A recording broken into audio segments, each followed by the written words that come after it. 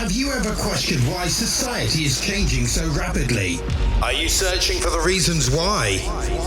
Join us on the Rise Radio podcast for a journey of discovery as we wrestle with the latest social narratives, belief systems, ancient prophecies, strange phenomena, and spirituality. Your worldview will never be the same again. Rise above the noise. Visit riseradio.net today.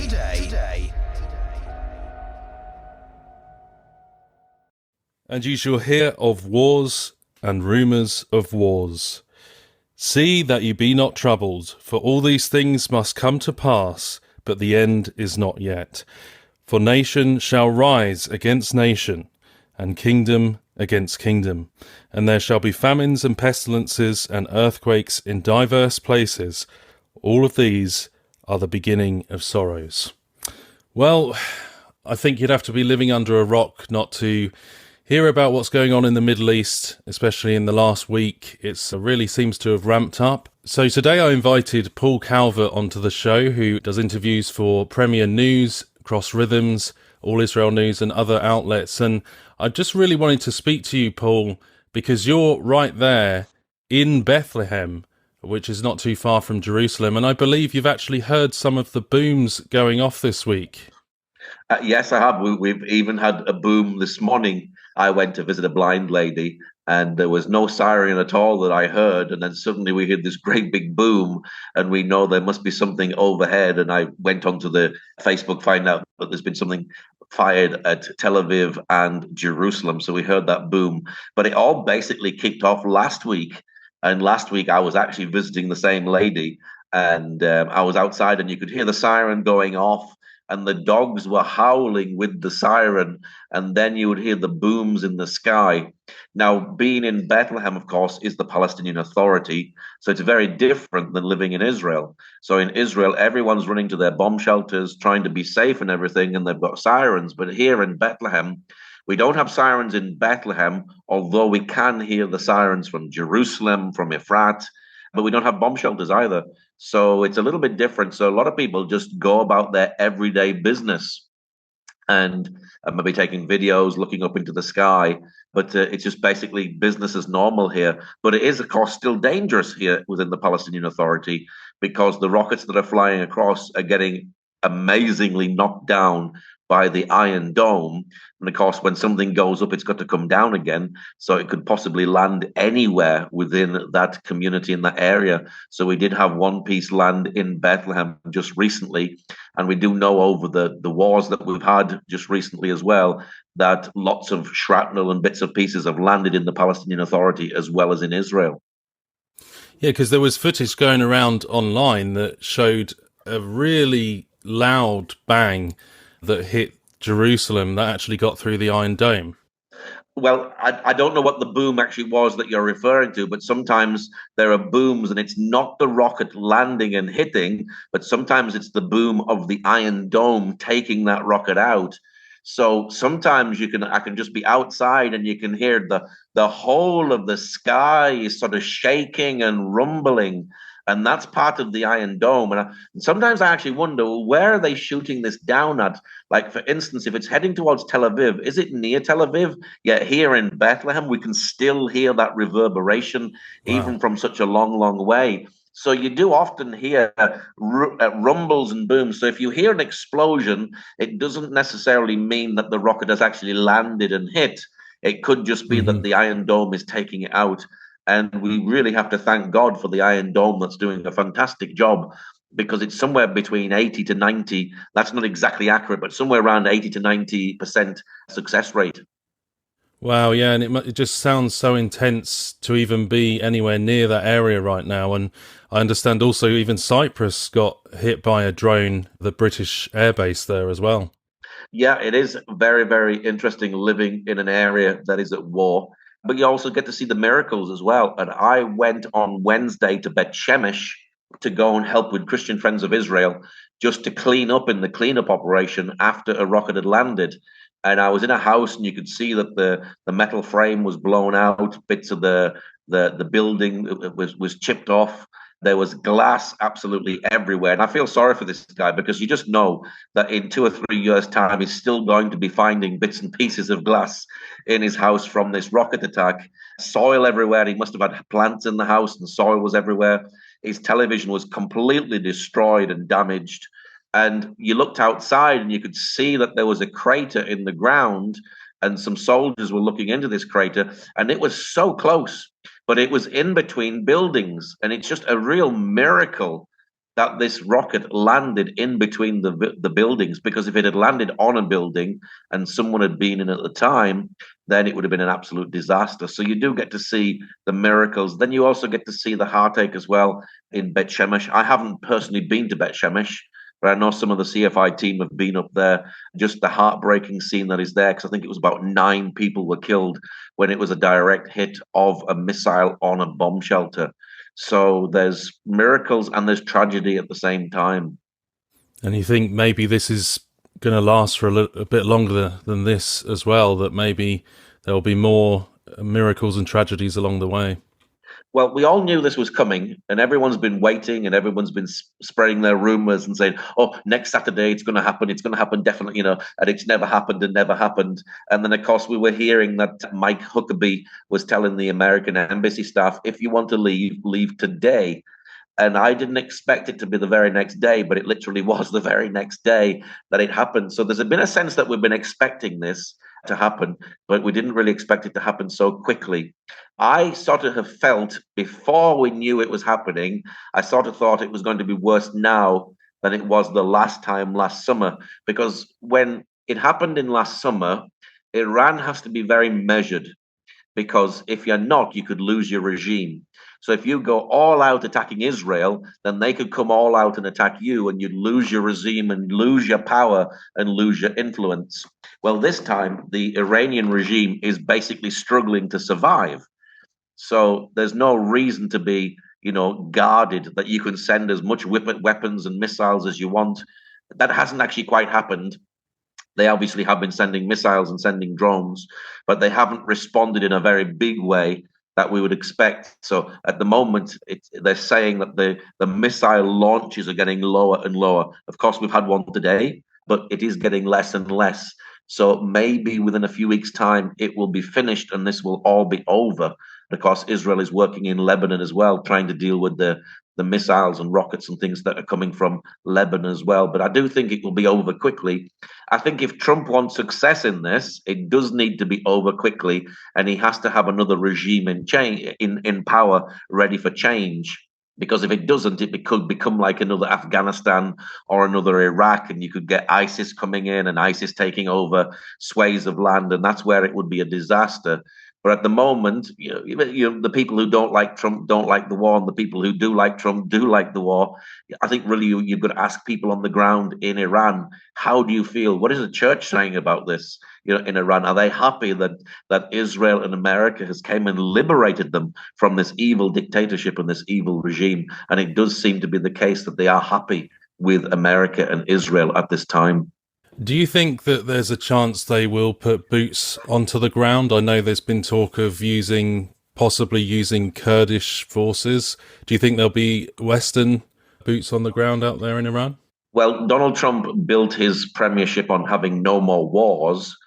And sometimes it's easy to say that. It's easier said than done, because he sort of got dragged into this. But this is the MAGA base actually doesn't agree with that. They don't want wars. So I think if Trump actually put boots on the ground, they would really turn against him. So I don't think he will. I think he will use other people, so they may actually help and fund and train other people. But I don't think he'll put boots on the ground himself, because that would be sort of going against his election promises.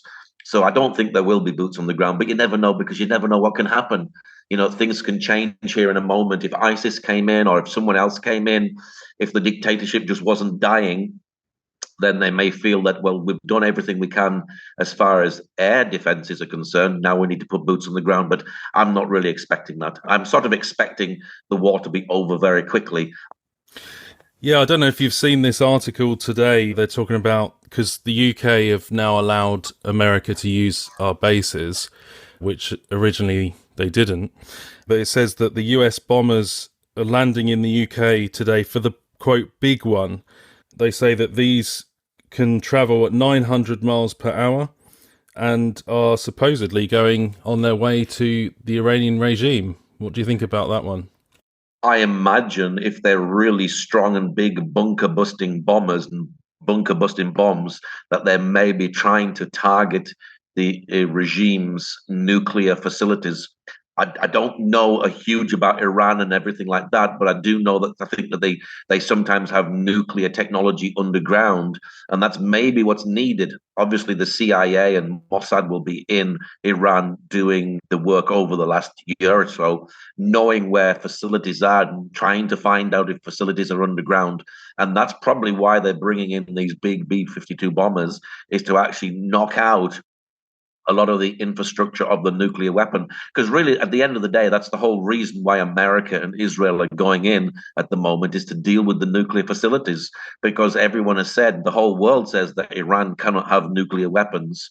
So if we've seen America went in the summertime to deal with this, and it doesn't look like they dealt with it successfully enough. Maybe they are just really deep underground and they need these bombers to actually break through it. But I'm glad that the UK is now actually getting involved to some degree by allowing America to come through, because I think it's been an absolute disgrace that Britain, this is an ally of ours.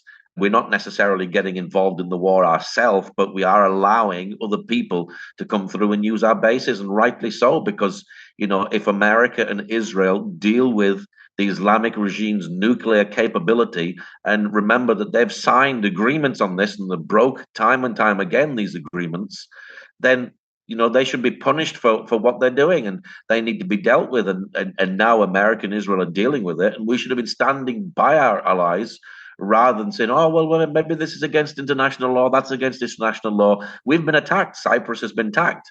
And as far as international law is concerned, they have attacked British sovereignty. So we have a right to go in there as well. So it's very interesting times to see the way things are happening and the way things are developing, and to see where America is, where Israel is, and even where the UK is. And sadly, the UK is lacking.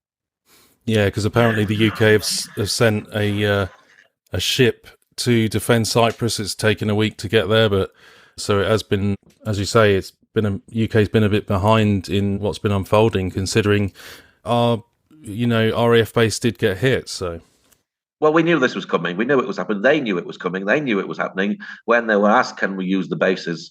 They should have said, "Right, this is our time. It may actually spiral, so we should have something out there." So they could have responded, and they just didn't. So it's a very, very weak leadership from a very, very weak prime minister who really won't be there for very much longer in reality. With the rising prices in oil and gas, we've seen as well recently the Strait of Hormuz is down the south of Iran, I believe, and that's a major oil port. So there's been a lot of concerns in the UK and beyond about the rising prices of petrol and gas and fuel. Do you think that's something that's a legitimate concern, or do you think it's kind of sensationalized?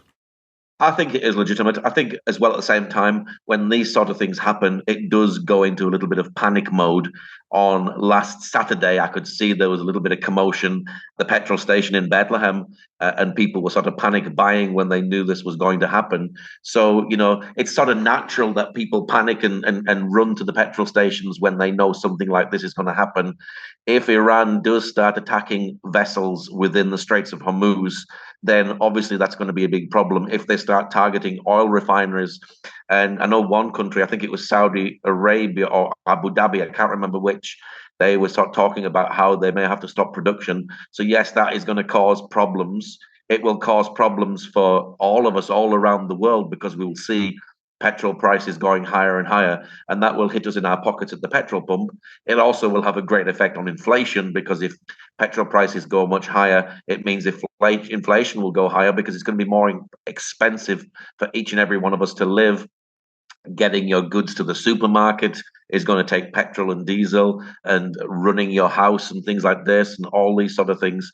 So we'll probably see more expensive rises in petrol and inflation as well, which is not good for the economy. So, yeah, I think that's probably going to happen for a time. But again, it depends on how quickly this is over.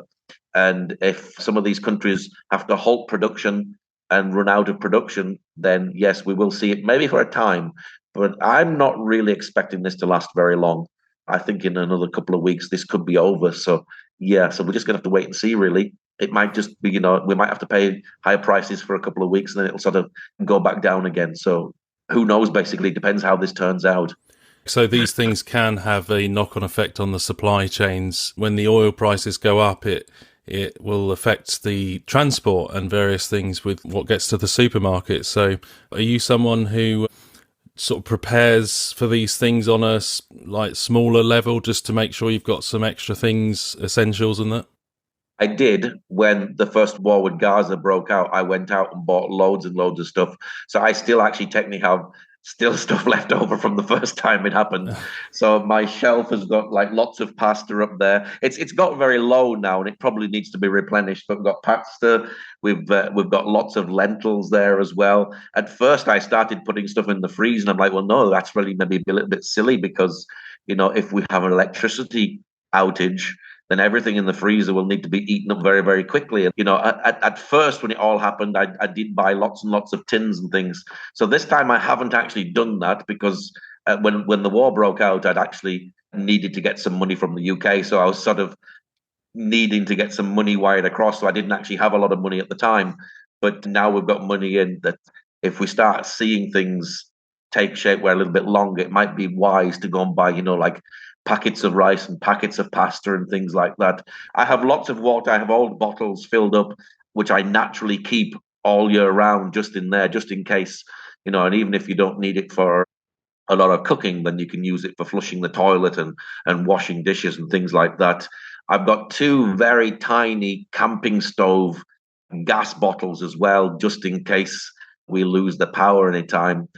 I'm not expecting any of that to happen. We have power cuts here in Bethlehem every so often on sort of a regular basis, maybe like once every month, every 2 months. We do have power cuts naturally, but everything's been running quite normally and quite as well at the moment. So we haven't really need anything extra. But if things change, it's sort of wise to go and buy a few extra bits and pieces. I do know that in Gaza, I was speaking to my friend in Bethlehem, who's originally from Gaza and now living in Bethlehem. He was talking about the egg price in Gaza. So I just bought a tray of eggs for 20 shekels. And he's saying a tray of eggs in Gaza is 70 shekels. So it is the time where prices could go up much, much higher. But walking through Bethlehem today, I've seen the strawberries piled high, that it doesn't seem to be much of a problem at the moment. Yeah, and I love the different produce you can get out there in that part of the world. It's amazing what grows on trees there, and it's I'm sure there's a lot of things around. But what would you say would be one of the maybe early signs that it could be going in that direction? Would you say if the Strait of Hormuz was completely shut, which it is partially now, I believe? Well, if they shut that completely, if they start targeting oil vessels and things like that, that's going to be a big problem. And of course, if you run out of petrol, so if we have petrol problems in the UK and you run out of petrol, then it does actually mean that the lorries can't get to the supermarkets because there's not enough petrol to actually run the vehicles. So, and that means, of course, there will be a food shortage. So in that sort of sense, that could be a problem. If we do start seeing things like that, I'd probably go out pretty, pretty quickly and start buying up lots of things to make sure that my house was full. I've probably got about 2 weeks worth of food. I've got quite a bit of food in the freezer rather, but I've got quite a bit of pastas. And there's maybe like a bag or so of rice and, and lots of lentils. So it would probably be boring food, but it would be enough to keep you going if there was a desperate problem in a situation. We'll be back after a quick break. God. The Hebrew phrase for sons of God is bin ra Elohim, or sons of Elohim. And throughout the Hebrew Bible, that phrase consistently refers to divine beings, members of God's heavenly council. They're spiritual beings that were appointed by God to carry out his purposes. We see this clearly in Job chapter 1 and chapter 2, where the sons of God present themselves before the Lord. And in Job 38, they're there shouting for joy at the creation of the universe. Now, it does help if we pause to talk a bit more about what kind of divine beings these sons of God were and their role in heaven before they fell. So what's the general attitude around you in Bethlehem with the Palestinian people locally about what's going on? Would you say more people seem to be for this or against it? Well, when I go out at nighttime and there's a rocket siren alert and I go out and I film, you can hear the Palestinians screaming and whistling and cheering whenever there's a rocket coming across. So I think that says a lot about what they think about the rockets that are coming to hit Israel. In one sense. So actually, when I'm filming, I know that there's maybe a rocket behind me because I can hear the Palestinians, whistling even louder at that moment when they see that rocket coming across. So from that response, it tells me that they're quite happy that Israel is being attacked. On the other hand, Bethlehem is built on tourism. And of course, this has stopped all the tourism. So there are hardly any flights coming in and out at the moment. So I think it's just emergency flights that are running at the moment. So anyone who's a tourist here in Israel is stuck at the moment. And anyone who is coming on a tourist mission to Israel can't get in at the moment. So, of course, that affects the whole economy of Bethlehem. So I think as far as that side of the issue is concerned, people will be just really, really frustrated again that we're back into wartime again, that the hotels are going to be empty, apart from the odd ones that are stuck here. The buses and all the tourism industry is basically in limbo again. So I think for many people in Bethlehem, and in Israel as well, it's just a really frustrating time because they're stuck again in this situation. So it's very, very hard for people here, particularly in Bethlehem, built on tourism. There's lots of people out of work and just fed up. We had COVID at the beginning of the century for a while. Then we had the October the 7th war for 2 years. And now we've gone back into this with Iran. So it's just constantly in the last 6 years of problems and difficulties. So it's very, very hard indeed for them. You've still got a few Christians in Bethlehem, haven't you? I know the numbers have dropped in the last 10 years or so, but they're still a number there. Yeah, I was talking to a friend of mine, and he was saying he was going through his mobile phone and looking at the contacts that he has, and said, well, that one's left, that one's left, that one's left, and all the people that he knew had left. I know of people who've left. One of my good friends, he's left for a scholarship, but I think if he got a job and he didn't need to come back, he wouldn't come back. There's a young lad that I know from the school that I speak at. He's gone to America. There's another person that I know that they left and they came back again. I've got a friend called Fawaz who's a Muslim, and he wants to leave. He's just desperate to leave. And if he had the money and he could, he would. And I'm sure there are many, many in that same position that just want to leave the country because they're just fed up with everything at the moment. So, it's not a good environment to grow up in. So it's very, very difficult. And particularly for the Christian community with the hatred as well.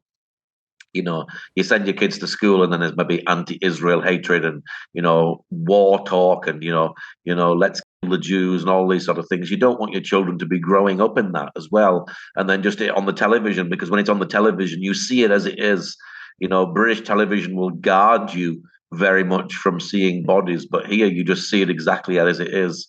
And it's right there on the television. There's no sense of restriction in that area. So, you don't want your kids growing up in that. So many people do leave and have left. And it's sad because we have lost a lot of the Christian community here in Bethlehem. Where do they tend to go when they leave? There's a lot of Palestinians in Chile. Yeah, a lot of them have gone to Chile. Oh, this is not just recently. This is over the years. I know my friend has gone to America.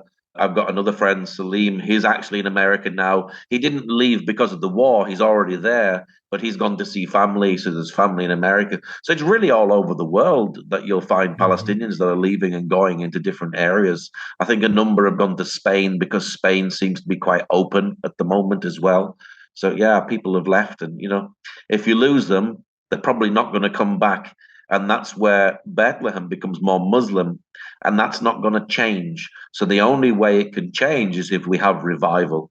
So, of course, that's what we want to see. We want to see revival, that Muslim hearts and lives are changed. It's very sad that the place where Jesus was born, where Christianity was born, and the percentage of it is now Muslim community. And God can change that, of course. We can see revival come and take place. I've heard there's a number of people coming to faith, becoming Christians in Iran itself.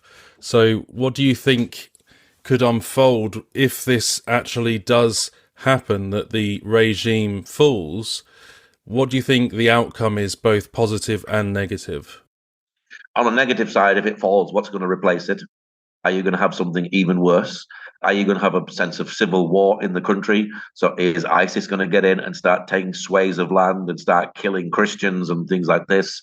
So that's the negative side. If it does mean that women can take off their burqas and be free and choose whether they want to wear something, whether you're Muslim and you want to decide to wear something, if you want to take it off, then they've got the freedom to do that, which is a very good thing.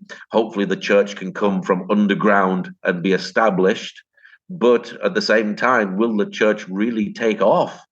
Really the church takes off under persecution. So will it go a little bit, wishy-washy, or will it really, really take off if it can actually be free again and evangelize and go off? So we'd hope to see that. But it's going to be interesting to see the way it goes. So we do want to see the people living in freedom and having their freedom. That people can choose what they want to be and how they want to dress. So we do want to see Iran being restored to its former glory. And we need to see good leadership there as well, good godly leadership. And we don't want to see civil war there as well. Otherwise, what Trump has done will be actually quite a negative rather than a positive. But it is bringing freedom at the moment, and the church does seem to be very happy with what's happening at the moment. And do you think there's also a risk of the backlash in the Western nations when you've got maybe people around in the Western nations that are loyal to that regime right now? Well, yes, I think we've got sleeper cells. I think there are sleeper cells around ready to be awakened if needs be. I think we're going to see that on the streets, possibly in the UK, possibly in America. What are we going to see now? Are we going to see lots of Iranians saying it's not safe to live here? We need to escape to the West and start coming into the West and start coming on boats back into the UK. So that's a negative side that we could actually have, is lots of Iranians coming in to the UK as asylum seekers. And also as well, some of those could actually be ready to commit acts of terror on our shores as well. So I do think we're going to see that. So that's going to be a negative effect that we're going to see and have on the shores in Europe and in Britain and possibly even in America as well. So difficult days ahead, I think. Yeah, indeed. Very difficult and turbulent in many ways. And as we started out this conversation, I read that verse from Matthew 24, where Jesus did pre-warn us that some of these things were coming in the last days. So just to finish off, you as a Christian, as a believer, where do you find your hope in the midst of this world that we live in today? Well, it is interesting because a few weeks ago, or a week or so ago, you woke up when we found out that Pakistan was declaring war with Afghanistan, and then you sort of see what happened in Mexico, where one of the cartel members was taken up, and it was like civil war was happening there, and now we've got this happening in Iran and Israel. But it's really just proving that the Bible is correct and the Bible is true, and we can have peace in our hearts. And whenever we see these things happen, I know that some people have criticized some of the pro-Israel, see, they're celebrating war and Jesus wouldn't celebrate war. Well, nobody's celebrating war. We're seeing the fulfillment of prophecy, and we celebrate in the fact that God is keeping his word. And we're saying, thank you, God, that you are keeping your word. Of course, if wars are going to happen, nobody wants to see people die. And the reality is, Israel has went in and attacked Iran, and Israel is paying a price because we saw the 9 people that were killed in Beth Shemesh. That is the price that Israel is paying to see freedom for the Christian community in Iran, for all the Iranian people. So we should celebrate and rejoice in the fact that we can bring freedom. We're not celebrating in death. We're not celebrating in the fact of war, but we can rejoice that God is fulfilling his word. And we see what's going to happen. We see that these countries are going to align and attack Israel.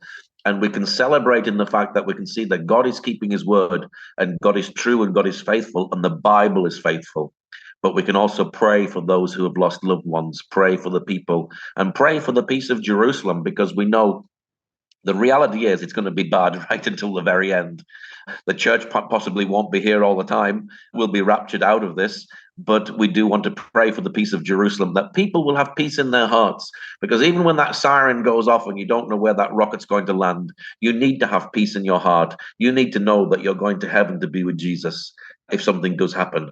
And that's the most important part. So we do pray for peace over this area and pray for peace over this land. If the people are going to go through the hardest times, you look at Gaza, what happened in Gaza. If the Palestinian people are going to go through a hard time in Gaza, you would hope and pray that a result of that would be revival.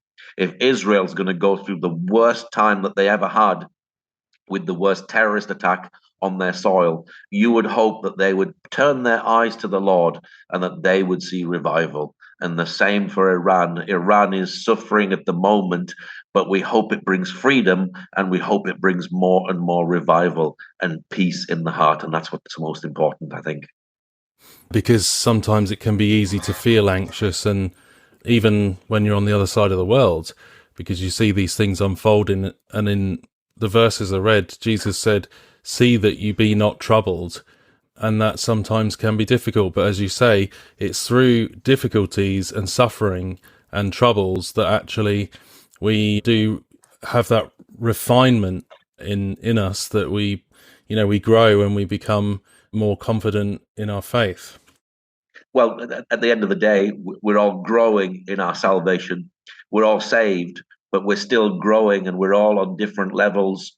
And sometimes it's easy to say, "Fear not." But when you're going through it, when you're going through a trial, when you're going through a difficulty, it's hard to focus and keep your eyes focused in the right direction. We're still believers, but sometimes our faith is up and sometimes our faith is down. And we do need to know that we can trust God through those big times and those big difficulties. But that is a lesson sometimes that we need to learn. And sometimes it can take years and years for us to learn that. Sometimes we learn it straight away, but that's all about Christian maturity as well. That, we're all on different levels, and we're all mature in different levels as well. And let's hope that God, through it all, teaches us to be more mature and strengthens our faith and makes our faith stronger, so that the next time that we go through something great, we can say, God was there last time. He will be here this time as well. Paul Calvert, thanks for joining us today on Rise Radio. You're welcome. Are you searching for a podcast that discusses the most important issues of our day, all from a Christian perspective? Then add Rise Radio to your podcast playlist. Rise Radio explores topics that are shaping our world: philosophies, social narratives, belief systems, prophecies, strange phenomena, as well as spirituality. No topic is off limits. Rise Radio is about sharing the good news of Jesus Christ across the planet. Listen now on Spotify, Amazon Music, Apple Podcast, Buzzsprout, and wherever you get your podcast. Rise above the noise. Discover the truth. Tune into Rise Radio on your favorite podcast player right now.